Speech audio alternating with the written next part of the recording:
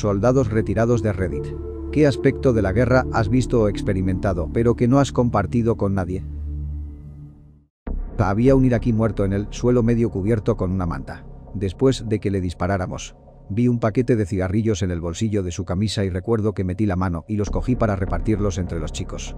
Llegué incluso a darles algunos a los otros prisioneros iraquíes que estábamos vigilando en ese momento.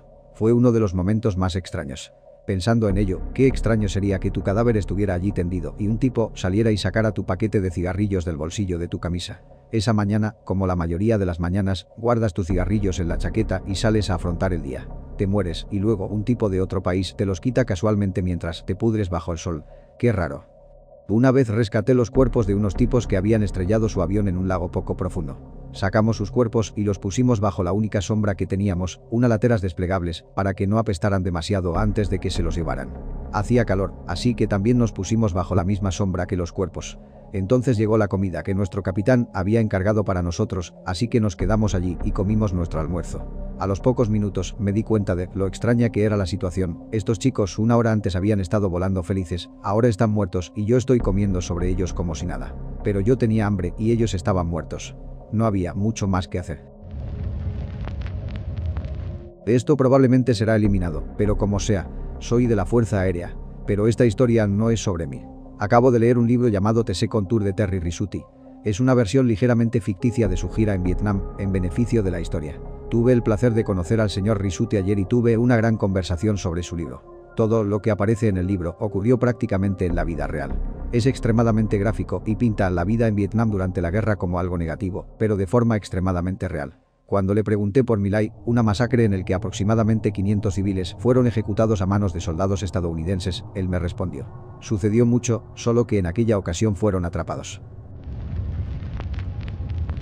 Un vehículo con explosivos improvisados hizo un agujero en el lateral del muro de defensa de nuestra pequeña base en la ciudad de Kalat. Las tropas talibanes entraron corriendo en el agujero de la explosión. Algunos con rifles y un tipo con un chaleco suicida. El tipo con el chaleco debió estar nervioso porque se inmoló mucho antes de acercarse a alguien siquiera. Llovió carne del cielo. Tardamos unos días en limpiar. Tuve que tirar un pedazo de hueso de la barbilla del tipo aún con un poco de barba pegado a ella. No es algo que la gente normal debería experimentar. Lo que se me quedará grabado para siempre es esto. En 2010, al noroeste de Sangin, Afganistán, fui auxiliar de mi grupo de 4 marines. Nos especializamos en JTAC, personas que llaman bombardeos, y estábamos apoyando al ejército de Georgia en la creación de una nueva base de patrulla. Llegamos a la zona donde se va a construir la base, muros de arena por excelencia, y acampamos en nuestros camiones hasta que las excavadoras terminaran de construir y de rellenaran por completo las barreras ESCO. Hacia el segundo día, cerca del mediodía, oímos una explosión y vimos a lo lejos una gran nube de humo. Llamamos por radio para ver si había fuerzas amigas cerca de esa zona, pero no había fuerzas de la coalición cerca de nosotros. Entonces nos montamos para ir a comprobarlo y cuando nos acercamos al lugar vemos 2 figuras adultas corriendo alrededor de una furgoneta que había chocado con un explosivo. Cuando nos acercamos hay una furgoneta afgana de 6 pasajeros que parece haber chocado con un explosivo. Esta furgoneta estaba demolida, carbonizada y el motor estaba en llamas. Cuando nos bajamos, 2 adultos corren hacia nosotros. Esto nos asustó porque podrían ser insurgentes, pero nuestro intérprete estaba allí con nosotros y nos dijo que se trataban de 2 hermanos que pedían ayuda porque uno de los hermanos llevaba a sus 4 hijas dentro de la furgoneta cuando chocaron con el artefacto. Nos precipitamos hacia la furgoneta y todavía hay humo por todas partes, pero empezamos a tirar de la puerta trasera del conductor y pude oír los gritos de una de las hijas dentro. Cuando abrimos la puerta, miramos dentro y nunca olvidaré lo que vi. El interior estaba todo carbonizado, el humo seguía saliendo de la furgoneta y en los asientos se encontraban lo que quedaba de las 4 hijas. 3 de las hijas estaban destrozadas por la explosión con miembros y partes del cuerpo por todas partes. La cuarta aún sostenía una de las manos amputadas de su hermana mientras su otra mano estaba presionada sobre su costado. La explosión le había amputado la parte inferior de la pierna izquierda hasta la pelvis. Intentaba gritar, pero ya estaba perdiendo demasiada sangre, lo que la hacía perder el conocimiento. La sacamos y me puse a trabajar para evitar que se desangrara, pero solo pude mantenerla con vida durante 15 minutos más. El padre y el tío la cogieron de la mano ya que no se despertó al perder el conocimiento. Mis marines y yo empezamos a recoger las partes del cuerpo de las otras hijas para que el padre y el hermano pudieran enterrar sus restos. Sus edades eran 4, 5 y 6. Que le jodan a Afganistán. Respondí a varios atentados suicidas muy sofisticados, que causaron cientos de víctimas, y aunque me molestaron, no fueron lo peor. Había un tipo en mi unidad. Charles Alvin Williams III era su nombre. Venía de un entorno realmente desordenado, pero llevaba su corazón en la manga. Nos consiguió a todos una copia de Halo mientras estábamos en el campo de batalla para que pudiéramos hacer fiestas de LAN cuando tuviéramos tiempo. No era mi mejor amigo, pero era un buen amigo y un compañero de batallas. Estaba pasando por momentos difíciles, con el despliegue y otras cosas personales, y alguien le pilló con su pistola cargada en la boca. En lugar de enviarlo a casa, nuestra unidad lo degradó, le dio servicio extra y le privó de sus armas durante unos meses. Después de que le devolvieran las armas, retomó las misiones con nosotros.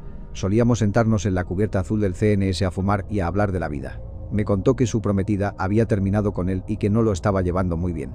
Me dijo, concretamente, que le había escrito una carta y que si ella no lo aceptaba de nuevo, se suicidaría. Yo aún no había recibido ningún tipo de formación sobre prevención del suicidio, así que no estaba segura de cómo responder. Le dije que había mejores maneras de afrontar la situación, pero no hice lo suficiente. La última conversación que mantuvimos fue sobre cómo apretar el gatillo contra los agresores. Lo último que me dijo fue que no le importaba devolver el fuego si era necesario, pero que si alguna vez veía a alguien matando a un inocente, lo detendría él mismo. Aquella noche él mismo se puso una ráfaga de 3 disparos en la cabeza. No pasa un día sin que piense en él y en cómo podría haberle ayudado, pero no lo hice. Todos sabíamos que era un suicida y ninguno de nosotros hizo nada al respecto. Todos los días pienso en él. ¿Por qué no hice más? ¿Qué podría haber hecho mejor? Siento no haber hecho lo suficiente. No pensé que lo harías. No se lo he contado a nadie en su totalidad, ya que no me siento cómodo hablando de ello cara a cara, pero creo que es algo que la gente debería saber y reflexionar al menos. Estaba desplegado en un lugar llamado el Triángulo de la Muerte en Irak, en una pequeña ciudad llamada Yusifilla. Habíamos permanecido allí durante 6 meses, con muchos combates intensos, y estábamos listos para rotar al sur de Irak, en un lugar mucho menos activo. Nos iban a sustituir por el 502º Regimiento de Infantería, que formaba parte de la 101ª División Aérea. Habían participado en gran medida en la invasión inicial de Irak contra las fuerzas de Saddam, pero esto era 2005 y era una guerra muy diferente. Cuando se produce la transición de unidades en el ejército, hay un periodo en el que se integra paseos en el asiento delantero / trasero, en el que se muestra a la unidad entrante en las operaciones actuales. Resulta que yo estaba en un puesto de vanguardia junto a uno de los 2 puentes que quedaban para cruzar el río Éufrates cuando esto empezó. Intentamos advertirles, mostrarles las cuerdas, pero no querían escucharnos. Seguían diciendo tenemos un destino, junto a otras declaraciones hiperagresivas. Ni siquiera parecían ver a los iraquíes como seres humanos. Solo decían, vamos a joder este lugar y a joderlos a ellos. Matamos, saqueamos y quemamos. Al otro lado de la calle de este puesto de avanzada en particular había un tipo iraquí y su familia que eran dueños de la pequeña granja que rodeaba el puesto. Se habían portado muy bien con nosotros, señalándonos explosivos en las carreteras y corriendo a buscarnos comida y suministros cuando no podíamos conseguirlos. Por ejemplo, una vez nuestro camión de suministros fue destruido por un artefacto explosivo improvisado, así que lo único que teníamos eran raciones militares para comer. Hablamos con el granjero y le dimos una lista de la compra y dinero y nos compró comida en el mercado local. Era un tipo estupendo y siempre hacía cosas así por nosotros. Llevamos a los chicos del 502 a una patrulla a pie y el granjero salió de su casa, saludándonos como solía hacer, dirigiéndose hacia nosotros. Le saludamos y empezamos a hablar con él. Cuando fue a estrechar la mano de uno de los soldados rasos del 502, el soldado raso se desvió y le dio un puñetazo en la boca, gritando, «Maldito negro de arena». El sargento de nuestro pelotón lo sujetó y lo envió de vuelta al puesto de avanzada con mi sargento y yo como escoltas mientras intentaba apaciguar al granjero. Llevamos a ese soldado a su sargento, que le felicitó. Cuando nuestro sargento de pelotón regresó, les echó la bronca, pero no pareció importarles. Yo no estaba al tanto de la conversación entre mi sargento de pelotón y el suyo, pero no pareció tener ningún impacto. Su actitud persistió hasta que finalmente nos fuimos a nuestra nueva ubicación. Resulta que esa misma gente eran estos tipos. Asesinaron a la familia de ese granjero unos meses después de que nos fuéramos y abusaron de su hija. Como si esto no fuera suficiente, unos meses antes de esto, me habían herido cuando mi camión volcó durante un tiroteo. Yo era el ametrallador, a unos 200 metros de donde tuvieron lugar los asesinatos. Tuve que ser trasladado en helicóptero a Bagdad, donde me recuperé durante unas semanas. Cuando el camión volcó, perdí mi cartera en la tierra, en lo que llamábamos polvo lunar iraquí, que es un tipo de suelo polvoriento que se encuentra por todas partes. Avancemos hasta 1 o 2 semanas después de los asesinatos. Recibí un paquete del sargento Green. Es mi cartera enviada el 12 de marzo de 2006, el mismo día de los asesinatos. Reconozco que es muy poco probable que haya ocurrido así, pero no puedo evitar preguntarme si encontraron mi cartera de camino a cometer los asesinatos o incluso si la enviaron por correo momentos antes de que los cometieran. No soy una persona religiosa, soy ateo, pero me gusta pensar que tal vez fue la forma en que el universo trató de recordarles el periodo de asiento delantero, asiento trasero con nuestra unidad donde teníamos un mensaje simple para ellos. Tratar a las personas con respeto y como seres humanos es todo lo que quieren. Todavía tengo la cartera, la tengo desde el instituto, una vieja cartera de cuero de Calvin Klein que me regaló mi hermana. Me hace recordar al agricultor y a su familia. No puedo evitar preguntarme si tal vez nos hubiéramos centrado más en hacer llegar nuestro mensaje al nuevo pelotón, esto podría haberse evitado. Tal vez teníamos demasiada prisa por irnos a un territorio más seguro que descuidamos algo que podría haber marcado una diferencia.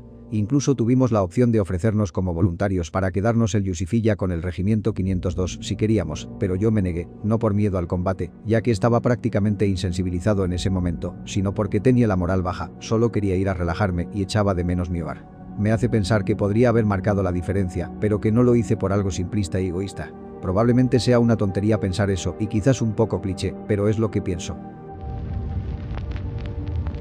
Publicando esto desde una cuenta desechable. Larga historia corta, maté a una familia entera durante la guerra de Vietnam sin mostrar ni una sola emoción, éramos insensibles incluso a las cosas más viscerales que puedas imaginar. Un padre, una madre. Y 2 hijas. A nuestro comandante le importaba una mierda si no hubiera habido más que niños de parvulario dentro de esa casa. Fueron acusados de albergar armas para el Beacon. Todos tenían que morir. Tengo pesadillas todas las noches. Mi padre también estuvo en Vietnam. Un niño de 12 años disparó contra su unidad y él acabó devolviendo el fuego para protegerse a sí mismo y a su equipo. Aunque hizo lo que tenía que hacer para protegerse a sí mismo y a la unidad, todavía tiene pesadillas acerca del hecho. Hace un par de años viví en un piso franco en la zona verde de Kabul, trabajando en el cuartel general de la ISAF, pero desplazándome por todo Kabul cada día. La calle que va de mi recinto a la ISAF estaba llena de tráfico peatonal y de estos chicos que intentaban vender a los extranjeros cualquier baratija que pudieran. Llegué a conocerlos, ya que pasaba por allí todos los días. Les conseguía ropa para el invierno, aperitivos sueltos del comedor y jugábamos juntos a los Angry Birds. Hablaban conmigo y me traían las bufandas que les pedía y pequeños regalos de vez en cuando. Además, mantenían alejados a los demás vendedores ambulantes. Un día llegó a la zona un chico, de 12 a 14 años, de otro sector con una bomba en la mochila. Su intención era matar a los extranjeros que se desplazaban por la zona o atentar contra uno de los recintos. Los chicos de la zona se percataron de su presencia y, al parecer, le dijeron que se perdiera y él decidió detonar la bomba. 4 niños murieron junto con el terrorista y un par de adultos. Una docena de heridos tal vez. Conocía a todos y cada uno de los niños. Kusi, una niña que estaba aprendiendo a patinar, Nawab, que, a mi modo de ver, parecía estar muy enamorado de una de las otras niñas que fueron asesinadas. Y otro niño que tenía un hermano un año mayor que él. Vi al que mataron y vi al otro una semana después, tratando de vender cosas de nuevo. Esto me asustó. Estuve en el lugar del bombardeo menos de 30 minutos antes de percibirlo mientras estaba dentro de la ISAF. Ver los cuerpos después fue un error. No necesitaba estar allí. Pasé por el lugar todos los días hasta que dejé la base. La noche del ataque todavía podía oler la sangre y el olor a humedad del polvo de Kabul mezclado. Cada día que pasaba por delante del lugar podía ver en mi cabeza los cuerpos y las vísceras del lugar. He visto las secuelas de los ataques con vehículos explosivos improvisados en Irak, en los que murieron cientos de personas, pero hay algo especial en el hecho de conocer también los rostros de aquellos niños. Chicos a los que les habría ido bien si no hubieran nacido en un agujero de mierda tan retorcido. No ayudó que justo después mi ex me dijera que me merecía haber visto esas cosas, ya que yo escogí estar allí de nuevo. Perdón por divagar, pero no sé qué aspectos de todo esto contar. Este es el lugar donde estalló la bomba solo unos días antes de que ocurriera realmente. El chico es Nawab, el mayor de los fallecidos.